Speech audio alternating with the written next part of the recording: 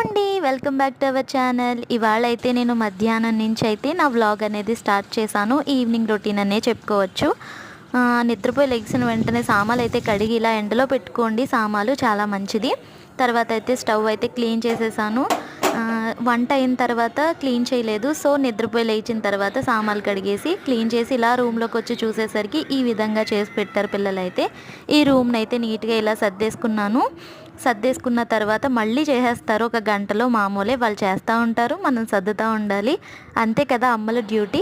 తర్వాత అయితే పిల్లలకి పాలు ఇద్దామని చెప్పి మీగడైతే పక్కకు తీసేసాను. మా వాడికి బాటిల్ అలవాటు పోవట్లేదండి. సో ఇల్లు ఉడ్చేసి తడిగుడ్డ వేసేసుకుంటున్నాను, ఎందుకంటే ఫ్రైడే కాబట్టి నెక్స్ట్ డే. అలాగే పైకి వెళ్ళి బట్టలు తీసేసి ఈ విధంగా మడత పెట్టేశాను. నైట్ డిన్నర్ కోసం అయితే ఉప్మా ప్రిపేర్ చేసేసాను. ఉప్మాలోకి పల్లీ చట్నీ అండ్ ఆవకాయ చాలా బాగుంటుంది. మీకు పల్లీ చట్నీ ఇష్టమా, ఆవకాయ ఇష్టమా? కామెంట్ చేయండి.